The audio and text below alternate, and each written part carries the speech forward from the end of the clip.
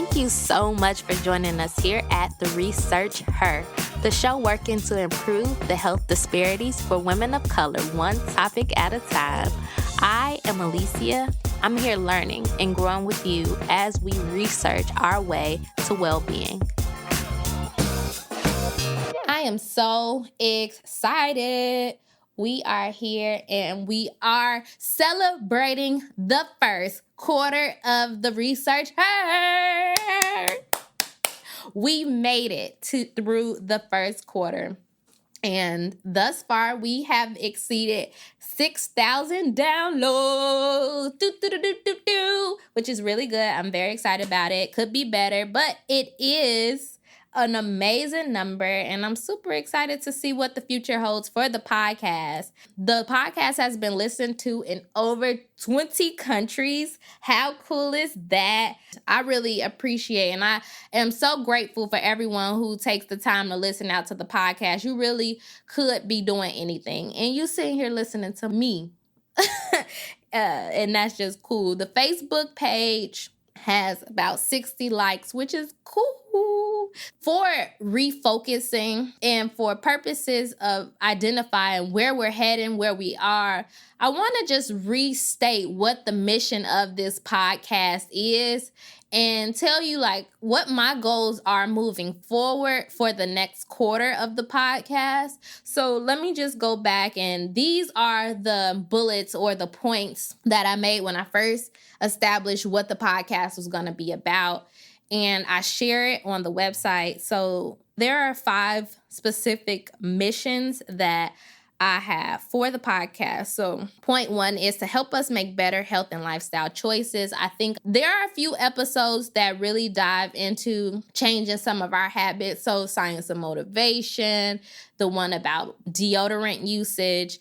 Also, point number 2 is to really dive into the research that has been done to solve everyday problems. I feel like I've done that thus far. 3, highlight women of color doing research in all fields. That one, yes, we've touched on it, and we'll talk a little bit more about point 3 later. Point 4 is to emphasize the need to do more studies focusing on underrepresented groups. I think I mentioned this in almost every podcast where I'm like, well, it's been done, but not on people of color. So we need to get right into it. And point 5, to promote and encourage the pursuit of research that has yet to be executed. So that goes back to not doing the research for people of color. And that means that is a topic that has yet to be done. So last quarter, I think we really dove into the points that are related to health and making better decisions. However, what I really want to do for the second quarter, just to test it out and see how it goes, is getting into the stories of us, listening to our stories for the women who are in all research fields, not just us who are doing direct health related topics, but in fields that you wouldn't even expect us to be in, based on standards of researchers, what they look like in the media. You wouldn't expect there to be a Black woman, or I'm not going to say you should expect it. Why wouldn't you expect it? That should be our mindset. But I want to talk to electrical engineering, people who have experience in electrical engineering, or a person who's doing, automation. She's doing research and determining how to get an efficient self-driving vehicle or bus going, and who would have access to these vehicles, and talking to women who do sex education and sexuality trainings, even us who are doing engineering education, diving into research that I believe doesn't necessarily touch on health, but our stories need to be heard. We need to have a safe space where we can be represented. And maybe there is someone out there listening who is inspired or sees themselves in someone and feels inspired to go and do research and oh, that sounds cool. So that's really what I want to do for quarter 2, is hear the stories from all of us, because I really believe that you can't be what you can't see. And I truly believe that by sharing these stories, it would be a nice space to build community and find ways of being better represented in all fields of research. Another thing that I've been thinking about that I don't want to go into too much detail, but I do want to kind of mention it a little bit, is I'm struggling between like whether I'm highlighting women of color or whether I'm just highlighting Black women. I think that in order for us to educate ourselves in the struggles that we think that we face as women of color, and to not be ignorant, and to be better advocates for each other, it's only right that we share our stories. I know in undergrad, I was really working towards being an ally and an advocate for specifically Latina women. And I don't know where it all went down the drain, but I don't want to go into too much detail because I don't want to sound too ignorant, or that's my fear, is like saying something that sounds kind of weird or wrong. But I'm not sure what the goal is and if I'm doing this whole podcasting thing right. I know you have to have your niche, you have to have what you do, but I know for me, if someone wants to be an advocate for our community, or if I want to be an advocate for another person's community, and I honestly think that all women of color share a community, even though we have different struggles, we still as a whole face some of those same oppressions that is put upon us by the larger society. So like I said, I don't want to get too in detail about it, but it's just something that's been on my mind. Like, I know I want to be an advocate for other people. If I hear something being said that is absolutely not true, I want to be able to speak on it. But if I just stick with what I know and what my experiences are, I won't even know how to respond to someone who's being ignorant, you know? So it's something that's on my mind, and just know I'm thinking about it. Don't really know what the answer to this question or whether I'm even asking anything. Just thought I'd share that thought. A little bit about me personally. So outside of, I think I covered most of what's going on with the podcast. Thank you for listening to it. And I really, if you haven't gone, there are a bunch of gems that have been dropped by both the guests and even myself, because I try to read papers and share what I find in the research papers. Even though there is some bias, obviously, when you read from your perspective, I still think there is a lot of I know that there is a lot of great information that has been shared on the podcast. So if you just want to go back and just check out some of the older episodes, I would appreciate it, definitely. And I feel like I've gone back, and specifically the ones with guests, I've listened to those like again and again. They're just really good information provided. And I can't wait for Q2 to get started so we can share our stories and what we're doing, our research, and it's just gonna be so dope. I cannot wait to see this lineup of dope women that is about to show up on this podcast.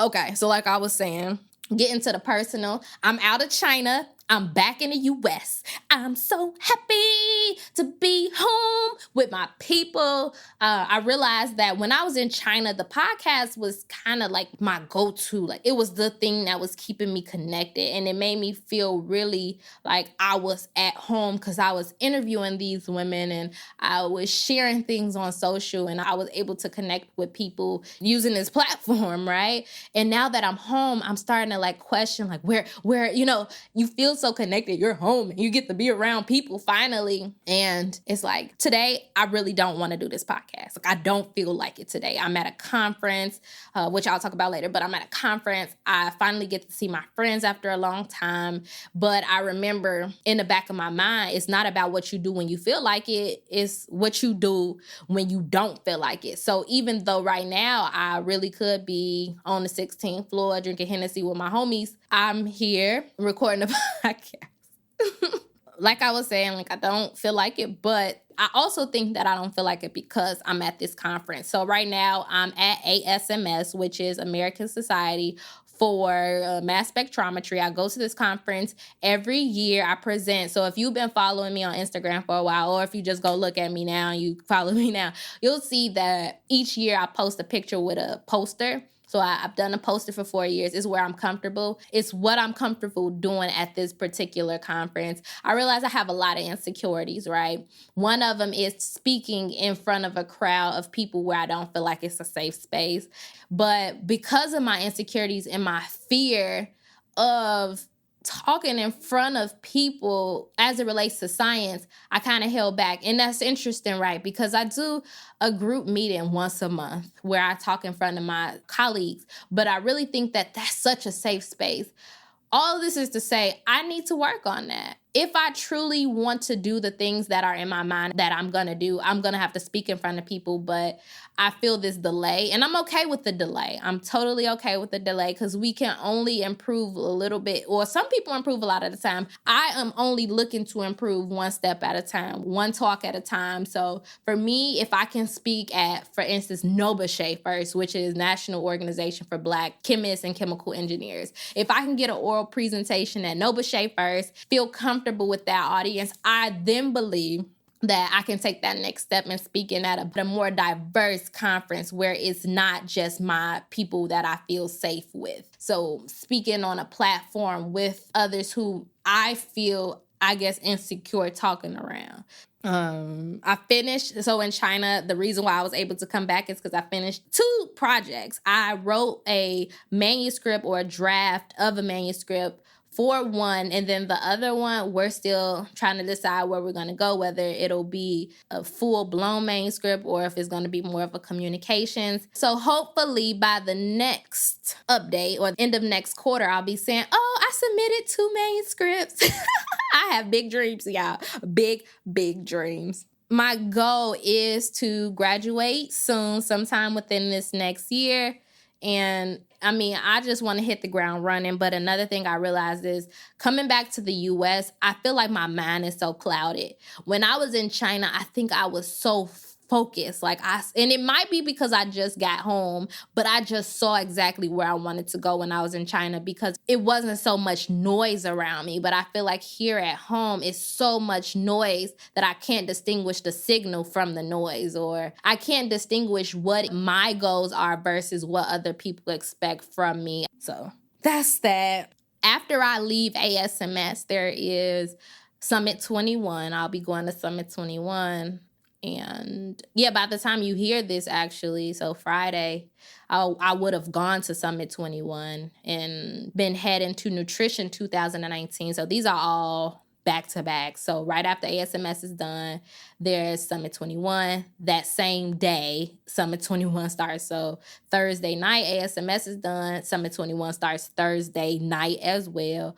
It goes until Saturday evening. I literally fly from Atlanta to Baltimore, attend Nutrition 2019, speak to a few people. My goal in going to the nutrition conference is to learn of different nutrition topics that need me. Like, I really want to go find out what problems in nutrition can I solve, bring it back to my lab, see if I can be of service to the nutrition community, because that's really where I see myself going in the future, is taking mass spectrometry, which is the conference I'm at now, and using it as a tool for solving nutrition problems. And I know I also would like to use mass spectrometry to solve cosmetic problems. So combining the thoughts behind how cosmetics interact with our health, something like that, just a little fun. And obviously this is just me speaking now, and I'm only sharing this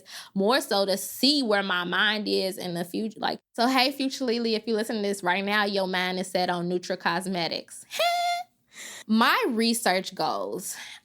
Again, I'm sharing this because it's just where my mind is, and I'm expecting not to be judged for sharing where I think I'm going versus where I end up. I know that in the future, what I really want to do is do a postdoc post-graduation. My goal is before I graduate to publish 4 papers. That's my research goals. I have 1 first author paper, 1 other publication. My goal is to publish 4 more papers before I graduate. And I don't even want to say publish. I want to submit 4 manuscripts before I graduate. 2, I already have drafts for. 2 are just in my mind. So they need to, 1, be executed as research projects, and also they need to be written. So for before I graduate. I also would like to spend more time. So I know I've talked about it where I was interviewed on the Pretty in Pink podcast. The name of the episode is No Masters Required. So if you go and search for the Pretty in Pink podcast, that's the interview with me. And I would like to say for that one, I talked about how I have 2 advisors. And one of them was the reason why I went to China. My other advisor is at my main university, Purdue. I want to stay working with him for another year. That's something I need to talk to him about. But that's really what I want to do, is get more experience, because he's really big in like mass spec, understanding the instrument, understanding like what is going on. And I just think that why wouldn't I spend more time understanding the fundamentals of mass spectrometry before moving on to truly application when I have the opportunity to. On top of the 4 manuscripts, like I said, I want to graduate this year. And I also want to start thinking about how does the business idea that I have translate into real life, and whether it's a real feasible business opportunity to take. And that's where my mind is now. So that's all I really have as far as updates for the Research Her, my personal thing. I want to close out this episode with highlighting our researcher of the week, and that is Teressa Alexander. And she is currently pursuing a Ph.D. in plant physiology in the University of the West Indies, Trinidad. And she's focused on linking genotypic differences to drought tolerance in a particular type of cacao under climate change. After receiving her bachelor's degree in physics and conducting research from cancer biology to biomechanics, she became a research scholar. She took a graduate position at her current university in Trinidad, and she has a dedication to science journalism, education and policy, and to accurately inform environmental policies. Here is Teressa. I am Teressa M Alexander. I would describe myself as a young, nature-loving scientist who's very intrigued by the classical mechanics portion of physics and want to apply those principles to plant physiology. My research work is based on the effects of climate change on different types of cocoa trees. So cocoa is that main ingredient in your chocolate. And the main threat of climate change to cocoa producing countries is that the region can become very dry. And you could imagine what really dry conditions or drought conditions can do to agriculture just in general. And in order to sustain the cocoa crop, there is a need to develop drought-tolerant cocoa trees under climate change. Thank you so much, Teressa, for sharing with us. And that is it for this week. Thank you so much for listening. If you want to connect with me, I am at The Research Her on all the socials that we care about. I also can be reached at alicia@theresearcher.com. What I ask of you now is to go download the Research Her podcast. I hope you're subscribed, but go download the Research Her app. It is available for both Apple and Android. And you'll hear from me next week. I'll holla.